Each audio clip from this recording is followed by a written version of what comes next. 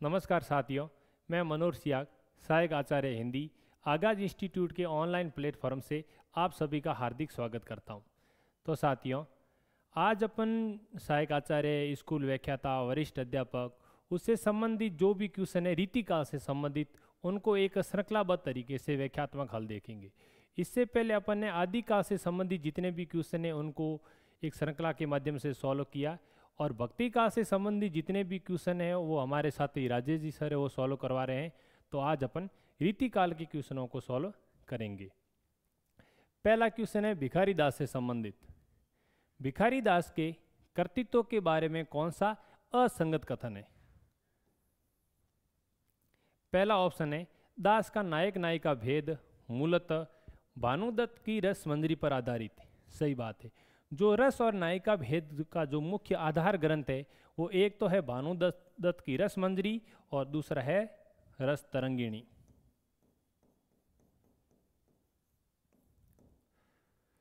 काव्य निर्णय में दास ने कुछ मौलिक उद्भावनाओं को भी प्रस्तुत करने का प्रयास किया। सही बात है।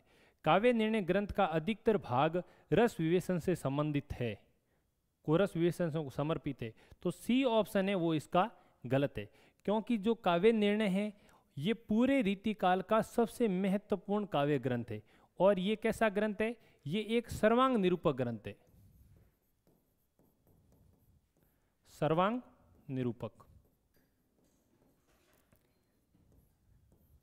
तो इसका जो अधिकतर भाग है वो रस से संबंधित नहीं है। उसमें अलंकार, ध्वनि, काव्य हेतु, काव्य प्रयोजन, उस पर भी बल दिया गया है, इसलिए अधिकतर भाग रस विवेचन से संबंधित नहीं है। और डी ऑप्शन है काव्य निर्णय ग्रंथ के निर्माण में दास ने मम्मट, विश्वनाथ, अप्य दीक्षित, जयदेव की ग्रंथों की सहायता ली है। सही बात है। उन्होंने रस विवेचन के लिए, नायक नायिका भेद के लिए मम्मट का जो काव्य प्रकाश है और विश्वनाथ का साहित्य दर्पण है, और अलंकार के विवेचन के लिए अप्य दीक्षित का कोलानंद है और जयदेव का चंद्रालोक है, इन ग्रंथों की सहायता ली है। और रस और नायिका भेद के लिए भानुदत्त की रस मंजरी और रस तरंगिणी को आधार बनाया गया है। और इनके बारे में ये कहा जाता है कि ये जो भिखारी दास है हिंदी के पहले आचार्य है जिन्होंने काव्य भाषा, काव्य हेतु, प्रयोजन, इस पर अपनी कुछ मौलिक उद्भावनाओं को प्रकट किया था। तो ये जो काव्य निर्णय ग्रंथ है ये रस विवेचन से, अधिकतर भाग उसका रस विवेचन से संबंधित नहीं है। तो सी ऑप्शन इसका गलत होगा। नेक्स्ट क्वेश्चन, ये रीति मुक्त काव्य के संदर्भ में गलत कथन है। यह काव्य निजी प्रेमानुभूति पर आधारित है। सही बात है। और बी ऑप्शन है इसकी सभी रचनाएं मुक्तक है। सभी रचनाएं, अधिकतर रचनाएं मुक्तक है, इसमें कुछ एक प्रबंध रचनाएं भी है, इसलिए जो बी ऑप्शन है वो गलत है। इसका श्रृंगार रीतिबद्ध श्रृंगार से भिन्न, स्वच्छंद और उदात्त भावना का पोषक है। जिस प्रकार रीतिबद्ध जो कवि है और रीति सिद्ध कवि है, इनका जो प्रेम है वो एक स्थूल प्रेम है, स्थूल प्रेम है और वो शरीरी प्रेम है। और जो स्वच्छंद और रीति मुक्त कवि है इनका प्रेम है वो एक सूक्ष्म और मानसिक प्रेम है, वो वायवीय और अशरीरी प्रेम है, इसलिए उससे अलग है। मूलतः इसका विषय श्रृंगार है। पूरे रीतिकाल का जो मुख्य विषय है वो श्रृंगार है, लेकिन जो रीति मुक्त कवि है इनमें श्रृंगार के संयोग की अपेक्षा वियोग पक्ष पर अधिक बल दिया गया है। नेक्स्ट क्वेश्चन, रीति मुक्त काव्य धारा का कवि नहीं है। बोधा, ग्वाल, ठाकुर, द्विवेदी। तो ग्वाल रीति मुक्त काव्य धारा के कवि नहीं है। ग्वाल कौन सी काव्य धारा के कवि है? रीतिबद्ध। ग्वाल के बारे में एक महत्वपूर्ण इंफॉर्मेशन ये है कि ग्वाल रीतिकाल के अंतिम शास्त्र कवि और अंतिम आचार्य माने जाते हैं। रीतिकाल के अंतिम शास्त्र कवि और अंतिम आचार्य माने जाते कौन? ग्वाल। और जो किससे संबंधित है? रीतिबद्ध से संबंधित है। रीति मुक्त में मुख्यतः 5 कवि है और इनका समय अनुसार आपको ये भी याद रखना होगा कि क्रम कौन सा है। समय के अनुसार पहले आते हैं आलम, दूसरे आते हैं घनानंद, तीसरे आते हैं बोधा, फिर ठाकुर और लास्ट कौन है? द्विजदेव। और द्विजदेव का नाम था, ये अयोध्या के राजा क्या थे? मानसिंह। इस प्रकार 5 ये रीति मुक्त कवि है और ग्वाल है वो रीतिबद्ध कवि है। इसमें संदेह नहीं है कि काव्य रीति का सम्यक समावेश पहले आचार्य केशव ने ही किया, पर हिंदी में रीति ग्रंथों की अविरल और अखंडित परंपरा का प्रवाह केशव की कवि प्रिया के 50 वर्ष पीछे चला। और रीति के आरंभ के विषय में ये टिप्पणी किस आलोचक की है? कौन सा, ये किसका कथन है? उन्होंने माना है कि केशव से आप रीति काल की शुरुआत नहीं कर सकते। केशव के 50 वर्ष बाद में रीति काल की जो अविरल और अखंडित परंपरा की शुरुआत मानते हैं। मतलब चिंतामणि से रीति काल की शुरुआत कौन मानते हैं? चिंतामणि। चिंतामणि से रीति काल की शुरुआत मानते हैं शुक्ल जी, और इनका समर्थन करते हैं बच्चन सिंह। और केशवदास से रीति काल की शुरुआत करते हैं डॉक्टर नगेंद्र, गणपति चंद्र गुप्त और विश्वनाथ प्रसाद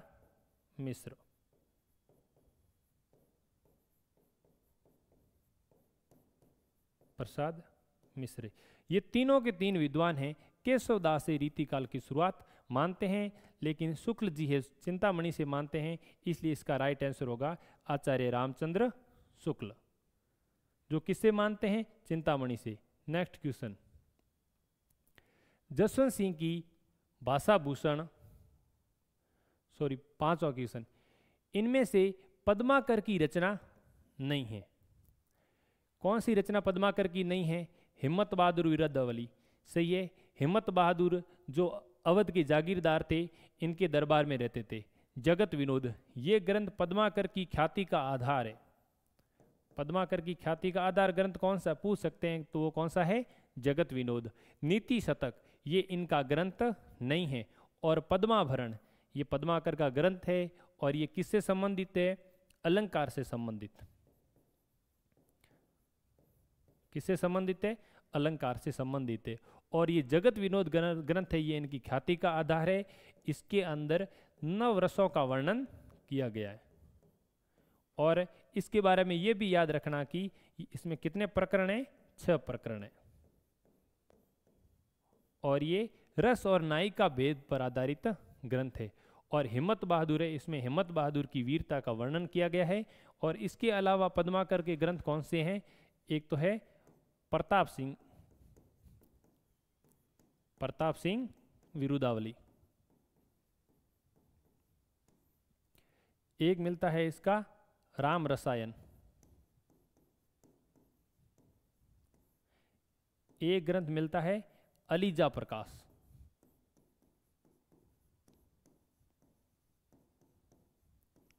और एक मिलता है इसका गंगा लहरी।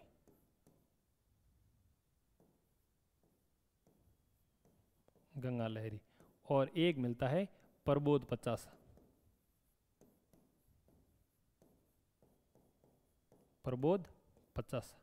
तो ये याद रखने होंगे कि पद्माकर के कौन से ग्रंथ है।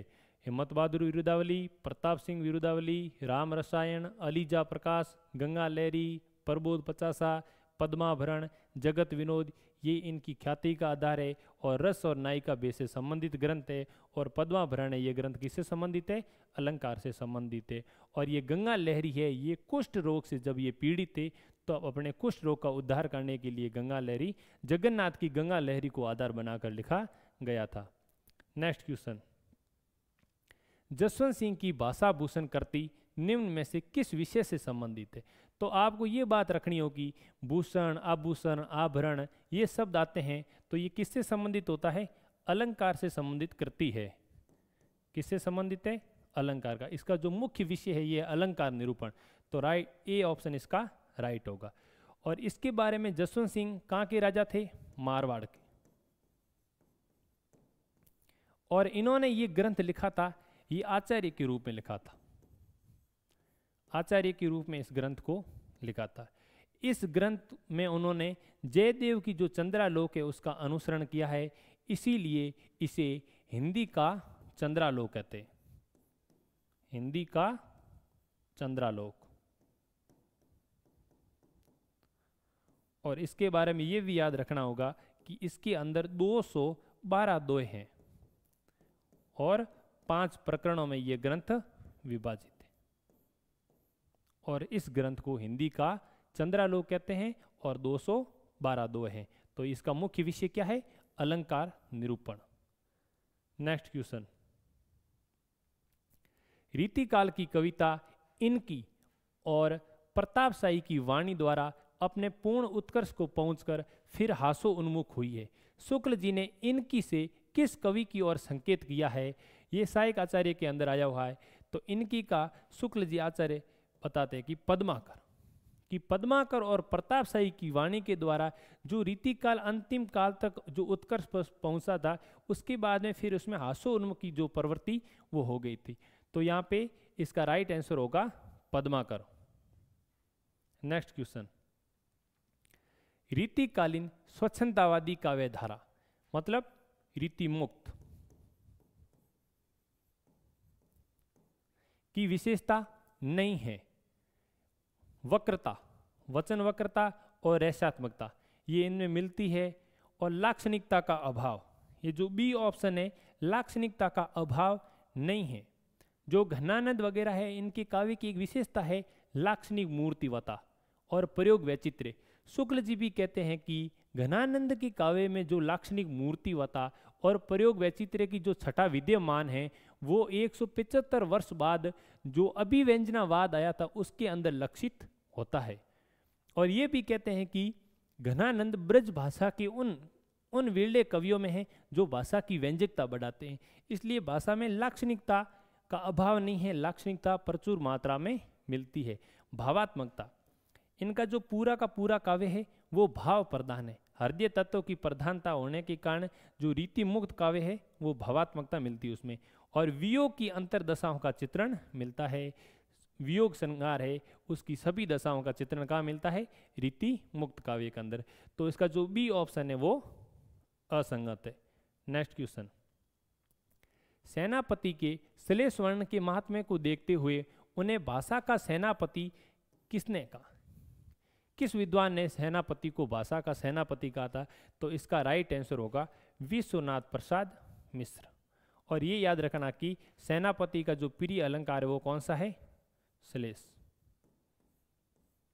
और शुक्ल जी ने इन्हें भक्ति काल के जो फुटकल कवि है इसमें केशवदास और इनको शामिल किया है।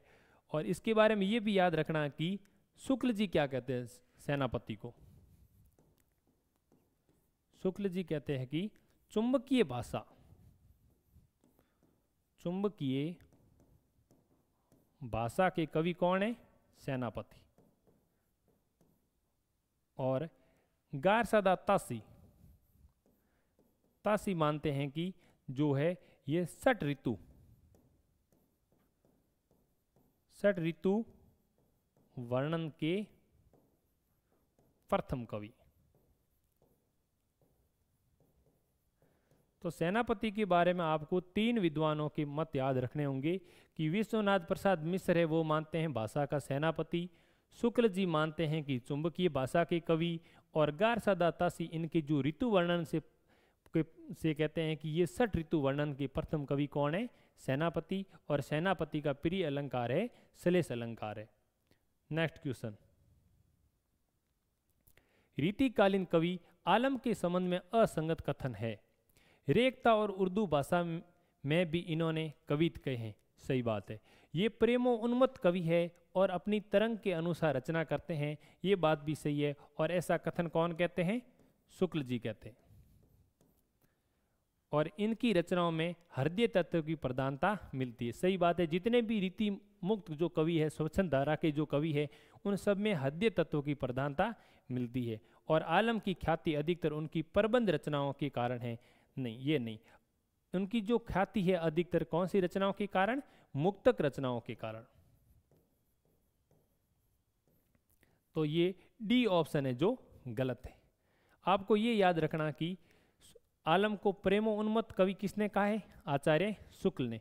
और शुक्ल जी ये भी कहते हैं कि इनके जो पीर का दर्द है, इश्क का दर्द है, इनके एक एक वाक्य में भरा हुआ है।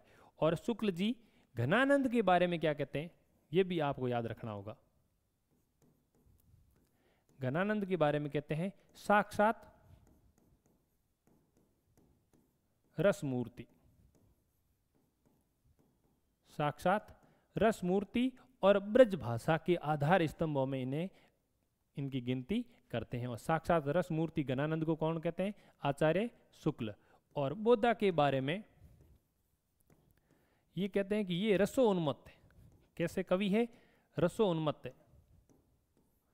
रसोन्मत्त कवि कौन है? शुक्ल जी किसको मानते हैं? बोधा को।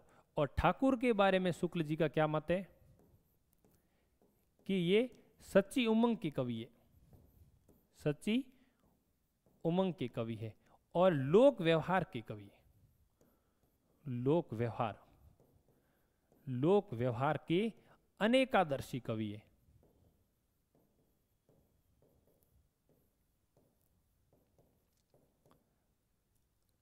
तो रीति जो मुक्त के जो 4 कवि है, इनके बारे में शुक्ल जी का क्या क्या कथन है, ये आपको याद रखना होगा। कि आलम को तो प्रेमोन्मत्त कवि मानते हैं, घनानंद को साक्षात रसमूर्ति मानते हैं और ब्रज भाषा के आधार स्तंभ मानते हैं, और बोधा को रसोन्मत्त कवि मानते हैं, और ठाकुर के बारे में कहते हैं कि ये सच्ची उमंग के कवि है, और लोक व्यवहार के अनेकादर्शी कवि कौन है? ठाकुर। और तो आलम की जो ख्याति का आधार मुख्यतः जो है मुक्तक रचनाएं हैं, बल्कि प्रबंध रचनाएं नहीं। नेक्स्ट क्वेश्चन, डॉक्टर नगेंद्र के अनुसार रीति ग्रंथों की रचना न करके काव्य सिद्धांतों का लक्षणों के अनुसार काव्य रचना करने वाले कवि, जो रीति सिद्ध कवि कौन है? तो इसका राइट आंसर होगा बिहारी। जिन्होंने काव्य ग्रंथों की रचना नहीं की है, तो इसका राइट आंसर होगा बिहारी। नेक्स्ट क्वेश्चन, जिन रीति कवियों ने रीति ग्रंथों की रचना न करके काव्य सिद्धांतों या लक्षणों के अनुसार काव्य रचना की है, डॉक्टर नगेंद्र किस वर्ग में परिगणित करते हैं? ये कहते हैं कि जो रीति ग्रंथों की जो रचना करते हैं उनको कहते हैं रीति कवि, और जिन्होंने काव्य रचना के अनुसार लक्षणों के अनुसार रचना की है, इनको मानते हैं रीतिबद्ध। रीतिबद्ध। और तीसरा होता है वो रीति मुक्त। ये बात आपको याद रखनी होगी, जो सामान्य वर्गीकरण है रीतिबद्ध, रीति सिद्ध और रीति मुक्त, ये विश्वनाथ प्रसाद मिश्र का है। लेकिन जो विश्वनाथ प्रसाद मिश्र जो रीति सिद्ध कवि मानते हैं, डॉक्टर नगेंद्र उनको क्या मानता है? रीतिबद्ध। आपको ये याद रखना कि नगेंद्र उनको क्या मानते हैं? रीतिबद्ध। यदि यहाँ पे सीधा ऐसे नॉर्मल पूछा जाता कि क्या कहलाते, तो इसका राइट आंसर होगा रीति सिद्ध।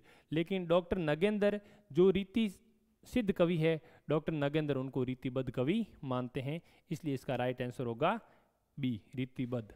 नेक्स्ट क्वेश्चन, रीति काल की रीति निरूपक ग्रंथों पर किस शैली का प्रभाव नहीं है? रस मंजरी का नायिका भेद शैली। सही बात है, जो भानुदत्त की रस मंजरी है, रस तरंगिणी है, वह रस और नायिका भेद का आधार ग्रंथ है। काव्य प्रकाश का काव्यांग निरूपण शैली, जो मम्मट का काव्य प्रकाश है, जो काव्यांग निरूपण की शैली का आधार ग्रंथ है। बहुधा कठोर और श्रुति कटु शब्दों के प्रयुक्त की भाषा शैली। रीति काल में बहुधा कठोर और श्रुति कटु शब्दों का प्रयोग नहीं किया गया है, सरल और सुबोध शब्दों का प्रयोग किया गया है, इसलिए सी ऑप्शन इसका गलत है। और चंद्रालोक की संक्षिप्त अलंकार निरूपण शैली। अलंकार निरूपण में उन्होंने जयदेव की चंद्रालोक और कुल्यानंद अपे दीक्षित की जो कुल्यानंद है उसको ही आधार बनाया गया है।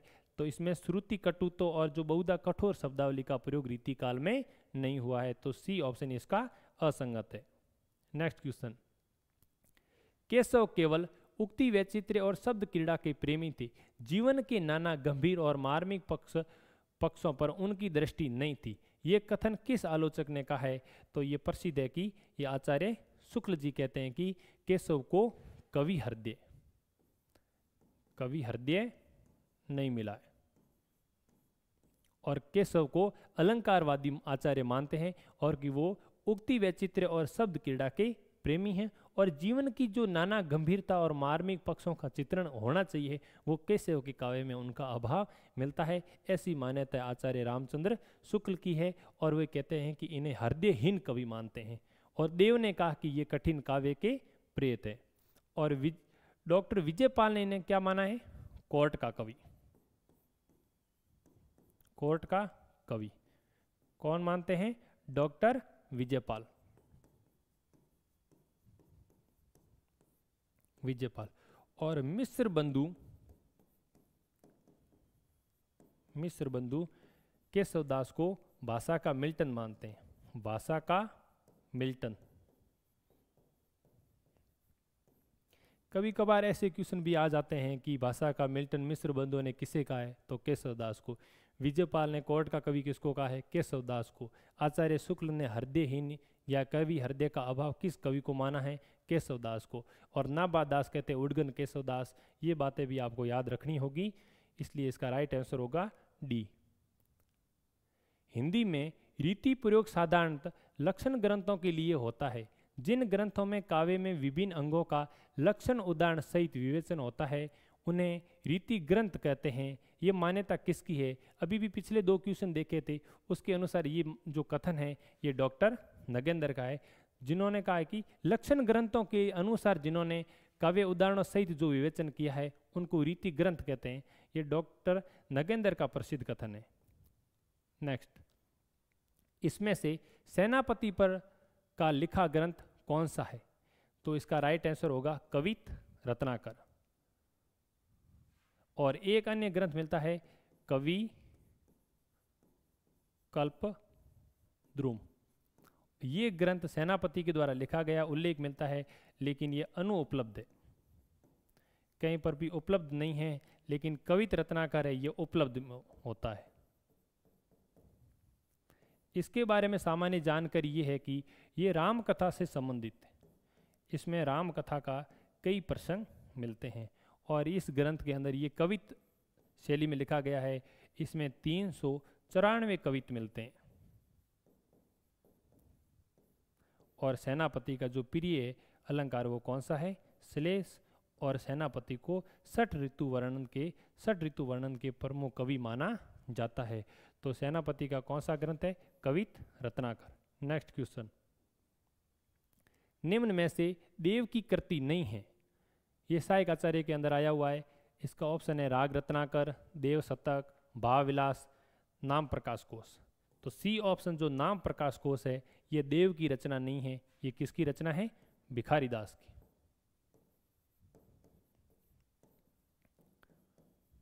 भिखारी दास की। और भिखारी दास को पूरे रीतिकाल का सबसे बड़े आचार्य माना जाता है। और इनका जो ग्रंथ है काव्य निर्णय, इस ग्रंथ को पूरे रीतिकाल का प्रसिद्ध काव्य ग्रंथ माना जाता है। इसके अलावा इनकी जो रचनाएं मिलती है वो मिलता है शब्द नाम कोश, रस सारांश, काव्य निर्णय, श्रृंगार निर्णय, शतरंज सतीका,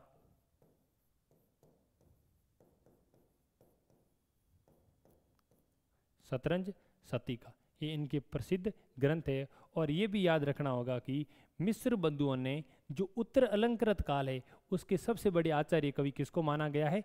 भिखारी दास को। तो पूर्व अलंकृत काल है उसका जो सबसे बड़ा कवि माना है चिंतामणि को, और उत्तर अलंकृत काल का सबसे बड़ा कवि माना है भिखारी दास को। इसके अलावा देव की जो रचना है वो कौन कौन सी है? एक तो इनकी याद रखो कि रस विलास,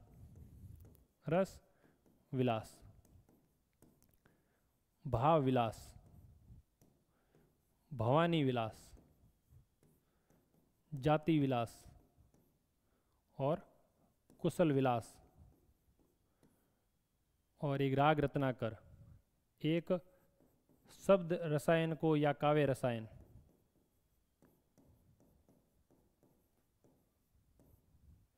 एक देव माया प्रपंच,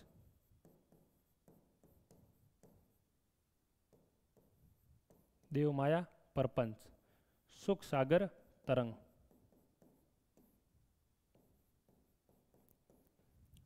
अष्टयाम,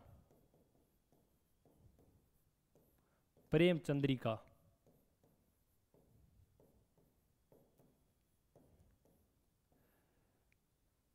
देव के बहुत सारे ग्रंथ है। ये भी आपको याद रखना कि जो शिव सिंह सेंगर है उन्होंने देव के 72 ग्रंथ बताए और आचार्य शुक्ल ने इनके 23 ग्रंथों का उल्लेख किया है, जिसमें राग रत्नाकर, देव शतक, भाव विलास और भाव विलास, भवानी विलास, जाति विलास, रस विलास, कुशल विलास, शब्द और काव्य रसायन, देव माया प्रपंच, सुख सागर तरंग। इसके बारे में ये याद रखना कोई, इसका जो संपादन किया था वो मिश्र बंधुओं के जो पिता है बाल दत्त मिश्र ने, उन्होंने किया था। और इस ग्रंथ के बारे में डॉक्टर नगेंद्र कहते हैं कि ये नायिका भेद का विश्वकोश है। और अष्टयाम ये अजय साहू, इसमें 8 पैर के जो भोग विलास का वर्णन किया गया है और ये अजय साहू के लिए लिखा गया था। और प्रेम चंद्रिका है ये उद्योग सिंह के लिए लिखा गया था। तो ये सामान्य जानकारी हुई देव के बारे में। नेक्स्ट क्वेश्चन, रीतिकालीन कवि सेनापति के बारे में कौन सा कथन असंगत है? सेनापति के काव्य में श्रृंगार का वर्णन भी मिलता है, सही बात है। सेनापति के काव्य में शब्द चमत्कार और उक्ति वैचित्र का सर्वथा अभाव है, ये बात गलत है। सेनापति का जो प्रिय अलंकार है श्लेष, जिसके कारण इनके काव्य के अंदर शब्द चमत्कार और उक्ति वैचित्र मिलता है, उसका सर्वथा अभाव नहीं है। और सेनापति को 6 ऋतु में भी अप्रतिम सफलता मिली है। आपको भी पता होगा कि गारसा दातासीने ने 6 ऋतु का वर्णन का प्रथम कवि माना है। और सेनापति के काव्य में रामचंद्र और रामचरित और राम भक्ति के सुंदर प्रसंग मिलते हैं। इनका जो ग्रंथ है कवित रत्नाकर वो राम कथा पर आधारित है, इसलिए इसका जो बी ऑप्शन है वो असंगत है। नेक्स्ट क्वेश्चन, इनमें से रीतिमुक्त काव्य के बारे में असंगत कथन है। रीतिमुक्त कवियों की एकांतिक प्रेमानुभूति के अंतरतम में सामाजिक असंतोष का पुट मिलता है। इनका जो प्रेम था उसकी मूल जो उपज थी वो दरबार से टकराहट या सामाजिक असंतोष था। तो ये तो ए ऑप्शन राइट है। रीतिमुक्त कवियों में प्राचीन काव्य परंपरा का पोषण किया है, बी ऑप्शन गलत है। जो प्राचीन जो काव्य परंपरा का पोषण किया है वो रीति सिद्ध और रीतिबद्ध ने किया है। और जो स्वच्छंद काव्य है, रीति मुक्त काव्य है, उन्होंने उसका पूरी तरह किसी भी प्रकार से उनका पोषण नहीं किया है। तो बी ऑप्शन असंगत है। रीति मुक्त कवियों का प्रेम वर्णन व्यथा प्रधान है। हृदय तत्व की प्रधानता के कारण इनका जो प्रेम वर्णन है वो पीड़ा प्रधान है, प्रेम की पीर के कवि है। और डी ऑप्शन है, रीति मुक्त कवियों में रीतिबद्ध कवियों जैसी इंद्रिय वासना नहीं मिलती है। जिस प्रकार इनका जो प्रेम है वो अवायवीय है, शरीरी प्रेम है, स्थूल प्रेम है, उसके विपरीत रीतिमुक्त कवियों का जो प्रेम है वो सूक्ष्म प्रेम है, उदात्त प्रेम है।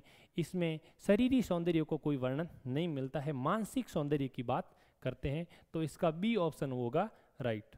नेक्स्ट क्वेश्चन, उनका डंडी का अनुकरण और सबसे अधिक उनका काव्यगत अलंकार मोह सभी ये सिद्ध करते हैं कि वे मूलतः श्रृंगार रसिक होते हुए भी अलंकारवादी थे। डॉक्टर नगेंद्र का मत ये किस कवि के संदर्भ में है? तो अलंकार जो डंडी का अलंकार का जो अनुकरण करते हैं वो डंडी का अनुकरण कौन करते हैं? तो इसमें करते हैं केशवदास।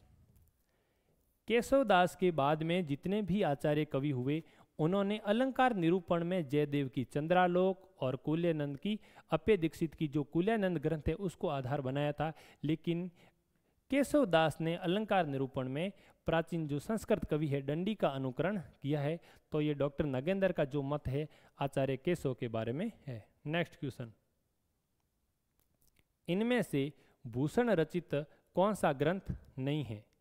शिवराज भूषण, 17 साल दशक, अलंकार पंचाशिका और शिवा वावनी। तो अलंकार पंचाशिका है ये किसका ग्रंथ है? मतीराम का। अलंकार ग्रंथ जो अलंकार पंचाशिका है मतीराम का ग्रंथ है। और ये याद रखना कि ये ज्ञानचंद्र के आश्रय में लिखा गया था, ज्ञानचंद्र के आश्रय में। और ये जो शिवराज भूषण है ये शिवाजी की प्रशंसा की गई है इसमें। और इसमें 105 अलंकारों का वर्णन है। कितने अलंकार है? 105 अलंकार है। लेकिन एक बात आपको याद रखनी कि शिवराज भूषण 17 दशक, शिवा बावनी, ये आपको लगते तो प्रबंध काव्य है, लेकिन ये वास्तव में मुक्तक काव्य है। ये क्वेश्चन भी पूछा हुआ कि शिवराज भूषण है जो प्रबंध काव्य है, लेकिन ये तीनों के तीनों कैसे काव्य हैं? मुक्तक काव्य है। इस बात को आपको याद रखना होगा। और शिवराज भूषण है, इसमें कितने अलंकारों का वर्णन है? 105 अलंकारों का वर्णन है। इसके अलावा अब यदि अपन मतीराम की रचना देखते हैं तो मतीराम की एक रचना मिलती है रसराज, रसराज, जिसको डॉक्टर बच्चन सिंह इनकी पहली रचना मानते हैं। अपूर्ण भी मानते हैं और पहली रचना मानते हैं, लेकिन अधिकतर विद्वान हैं जो फूल मंजरी को इनकी पहली रचना मानते हैं। दूसरी रचना है सतसई, मतीराम सतसई, जो सेठ भोगनाथ के आश्रय में लिखी थी। सेठ भोगनाथ। ललित ललाम,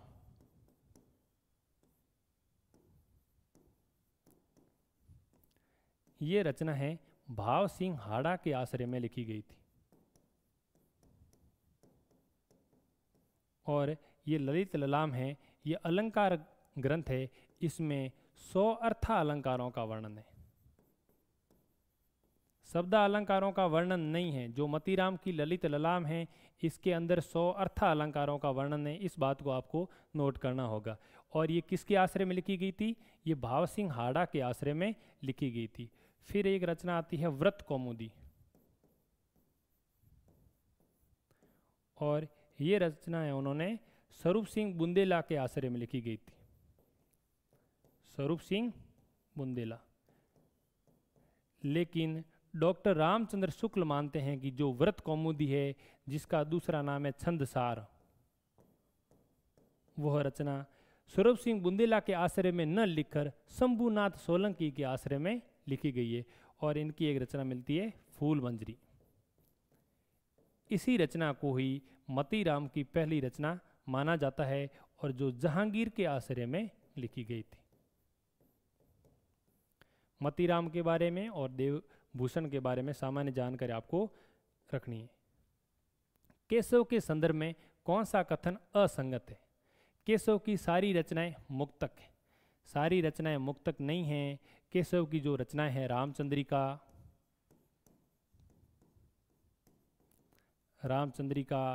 रतन बावनी, वीर सिंह देव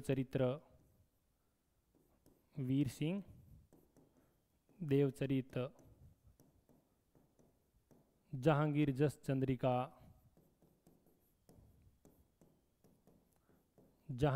चंद्रिका, ये प्रबंध रचना है, इसलिए इनकी सारी रचनाएं मुक्तक नहीं हैं। तो ऑप्शन ए इसका गलत है। विज्ञान गीता केशव की रचनाएं, सही बात है, विज्ञान गीता है, ये इनकी आध्यात्मिक रचना मानी जाती है। संस्कृत के एक कवि हुए कृष्ण कवि, उन्होंने लिखा था प्रबोध चंद्रोदय। प्रबोध चंद्रोदय, उसका केशवदास ने क्या किया था? उसका अनुवाद किया था। इसलिए ये विज्ञान गीता है, प्रबोध चंद्रोदय का अनुवाद है।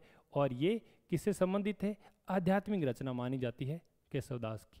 केशव का महत्व आचार्यत्व की दृष्टि से, इन्होंने कवि प्रिया, रसिक प्रिया, छंदमाला, नक्सिक जो ग्रंथ लिखे हैं वो आचार्यत्व की दृष्टि से लिखे हैं। और केशव की भाषा मूलतः ब्रज है, ये भी सही है। लेकिन केशव की जो सारी रचनाएं मुक्तक नहीं है। इनमें से मतीराम रचित ग्रंथ नहीं है। जो रस सारांश, ऑप्शन ए रस सारांश, किसका ग्रंथ है? भिखारी दास का। रस और नायिका भेद से संबंधी जो रस सारांश जो ग्रंथ है वो भिखारी दास का है।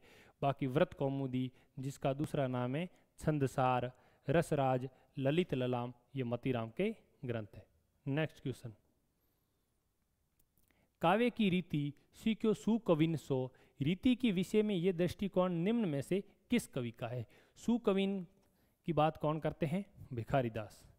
काव्य की रीति सीख्यो सुकविन सो, ये पंक्ति किसकी है? भिखारी दास की। कविता उनकी श्रृंगारी है, पर प्रेम की उच्च भूमि पर नहीं पहुंचती है, नीचे रह जाती है। आचार्य रामचंद्र शुक्ल का ये कथन किस कवि के विषय में है? तो ये किसके बारे में है? बिहारी के बारे में।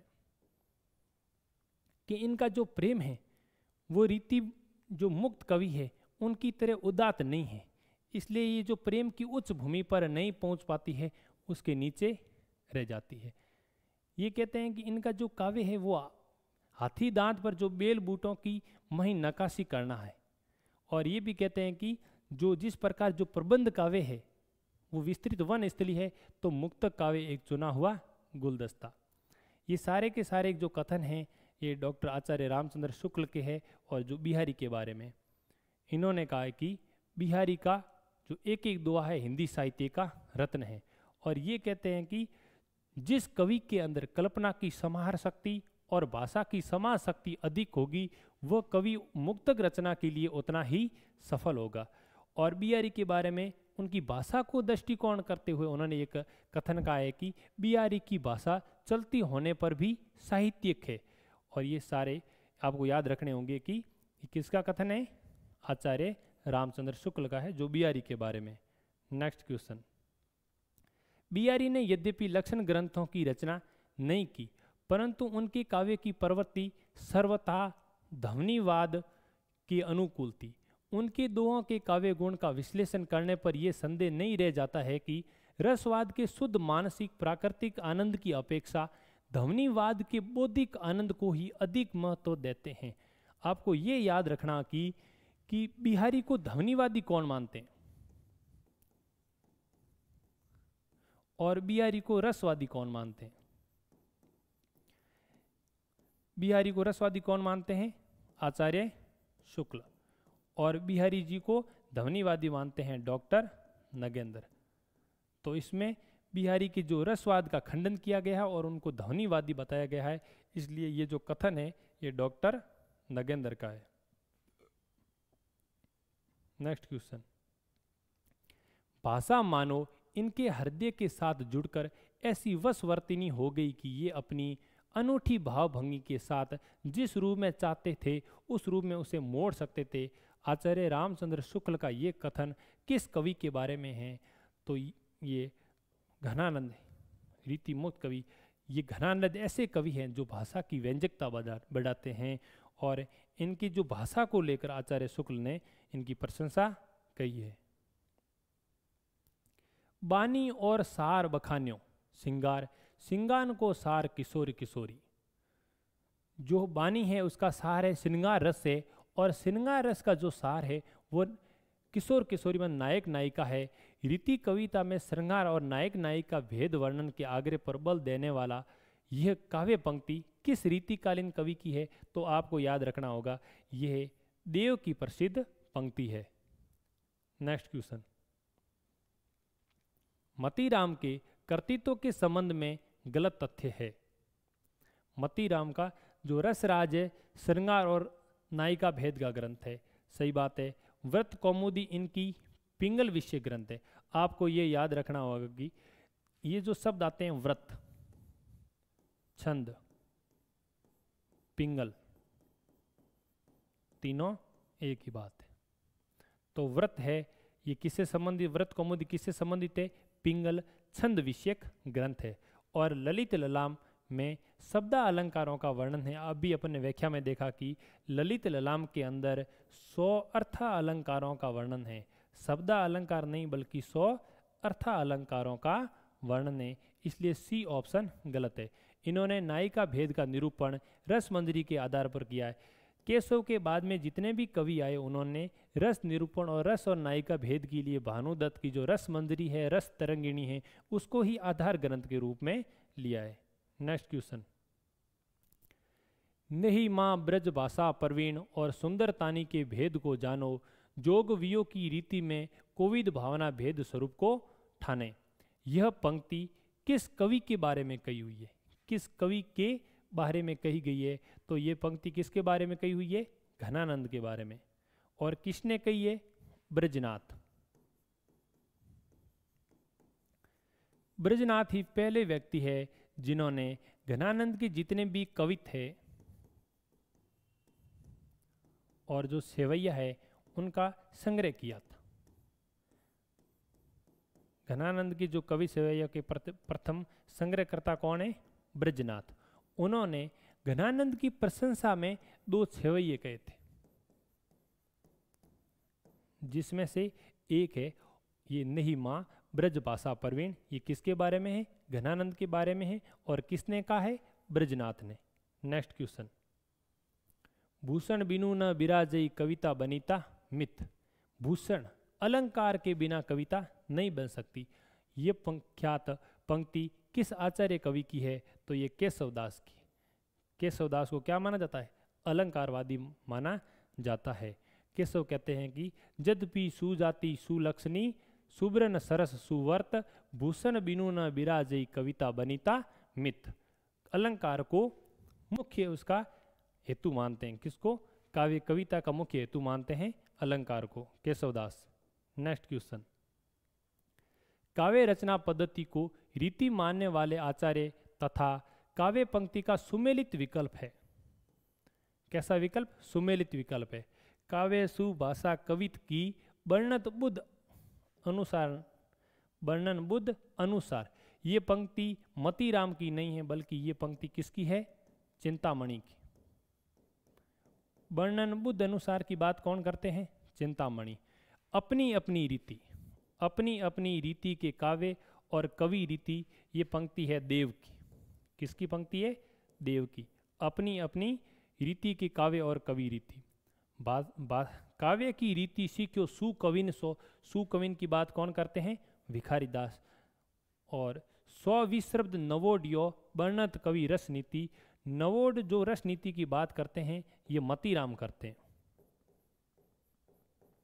मतीराम। इसलिए जो सुमेलित विकल्प है सी कि काव्य की रीति सीख्यो सुकविन सो, ये पंक्ति किसकी है? भिखारी दास की। नेक्स्ट क्वेश्चन, रीति मुक्त काव्य धारा की विशेषता नहीं है, उदात्त प्रेम का निरूपण मिलता है। सही बात है। रीति मुक्त का जो प्रेम है वो उदात्त प्रेम है, सूक्ष्म प्रेम है। भाषा का असाधारण प्रयोग है।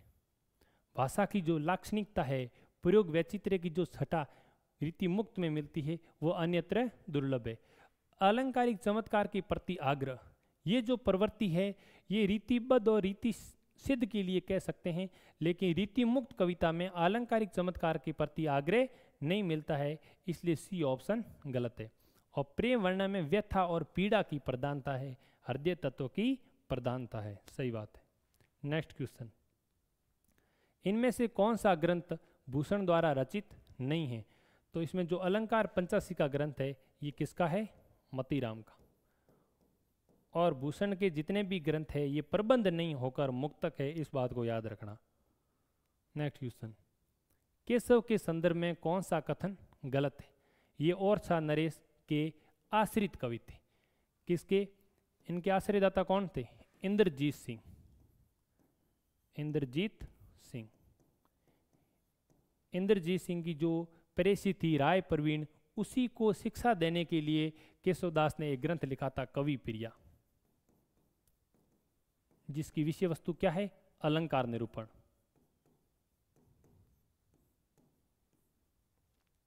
केशव की भाषा मूलतः ब्रज भाषा। सही बात है। केशव के सारे ग्रंथ मुक्तक है, केशव के सारे ग्रंथ मुक्तक नहीं हैं। कुछ से ग्रंथ मुक्तक है, कुछ से ग्रंथ प्रबंध भी है, जैसे रामचंद्रिका, रतन बावनी, वीर सिंह देव चरित्र, विज्ञान गीता, जहांगीर जत चंद्रिका, जितने भी ग्रंथ है ये प्रबंध काव्य है, मुक्तक नहीं है। केशव का महत्व आचार्य की दृष्टि से भी है। उन्होंने रस, छंद, अलंकार संबंधी जो ग्रंथ लिखे हैं, इसलिए इनका महत्व आचार्यत्व की दृष्टि से भी है। तो इसका जो ऑप्शन सी है वो गलत है। नेक्स्ट क्वेश्चन, शिवाजी और छत्रसाल की वीरता के वर्णनों को कोई झूठी खुशामद नहीं कह सकता। वे आश्रयदाताओं की प्रशंसा की प्रथा के अनुसरण मात्र नहीं थे। कवि भूषण पर यह टिप्पणी किसने की? इन्होंने कहा कि जो भी शिवाजी और छत्रसाल की जो प्रशस्तियाँ भूषण के द्वारा लिखी गई है वो हिंदू जाति की क्या है? उनकी हृदय की संपत्ति है। इसीलिए आचार्य शुक्ल कहते हैं कि जो भूषण है वो हिंदू जाति के प्रतिनिधि कवि है, इसलिए वो छत्रसाल और शिवाजी की वीरता की झूठी खुशामद नहीं कर सकते। इसलिए ये कथन है आचार्य रामचंद्र शुक्ल का। नेक्स्ट क्वेश्चन, हिंदी के रीति शास्त्र का आधार पूर्ण रूप से संस्कृत काव्य शास्त्र है। इन्होंने चाहे अलंकार निरूपण हो, चाहे काव्यांग निरूपण हो, चाहे उसमें रस ध्वनि, जितने भी निरूपण के जो आधार ग्रंथ है वो संस्कृत काव्य शास्त्र है। और हिंदी में रीति शास्त्र लिखने वाले प्रत्येक लेखक ने संस्कृत काव्य शास्त्र का पूरा अध्ययन किया है, ये कथन गलत है। उन्होंने उनका आंशिक अध्ययन किया है, उसका पूरा अध्ययन नहीं किया है, इसलिए अ है जो सही है, ब गलत। नेक्स्ट क्वेश्चन, किस ग्रंथ में नायक नायिका भेद का निरूपण हुआ है? ललित ललाम जो ग्रंथ है वो किससे संबंधित है? अलंकार का। और ये याद रखना होगा कि इसमें ये अर्थालंकार है, 100 अर्थालंकारों का, 100 अर्थालंकार। कवि प्रिया ये भी 16 प्रकाशों में विभाजित अलंकारों का ग्रंथ है। कैसा ग्रंथ है? अलंकार का। और काव्य निर्णय भिखारी दास का पूरे रीति काल का सर्वश्रेष्ठ काव्य ग्रंथ है, ये सर्वांग निरूपण है। सर्वांग निरूप। और श्रृंगार मंजरी जो चिंतामणि की है, ये रस और नायिका भेद का ग्रंथ है, इसलिए इसका डी ऑप्शन राइट है। नेक्स्ट क्वेश्चन, श्रृंगार रस के ग्रंथों में जितनी ख्याति और जितना मान बिहारी सतसई का हुआ उतना और किसी ग्रंथ का नहीं, ये कथन किसका है? ये कथन है आचार्य रामचंद्र शुक्ल का। और गिरियर्सन कहते हैं कि बिहारी सतसई के बराबर यूरोप के जो सारे पुस्तकालय हैं उसके बराबर बिहारी सतसई से आप तुलना कर सकते हो। लेकिन ये जो कहा है कि जितना ख्याति और जितना मान बिहारी सतसई का श्रृंगार निरूपण में है उतना किसी ग्रंथ का नहीं, ये कथन है आचार्य रामचंद्र शुक्ल का। नेक्स्ट क्वेश्चन, आलम के व्यक्तित्व और कर्तृत्व के विषय में गलत कथन है, गलत कथन को छांटना है। इनके कवित्व और छवैयों में रीति परंपरा के गुण भी कुछ कुछ मिल जाते हैं। इनका काव्य स्थूल वस्तु प्रधान है, इनका काव्य स्थूल वस्तु प्रधान नहीं है, बल्कि क्या है? सूक्ष्म भाव प्रधान है।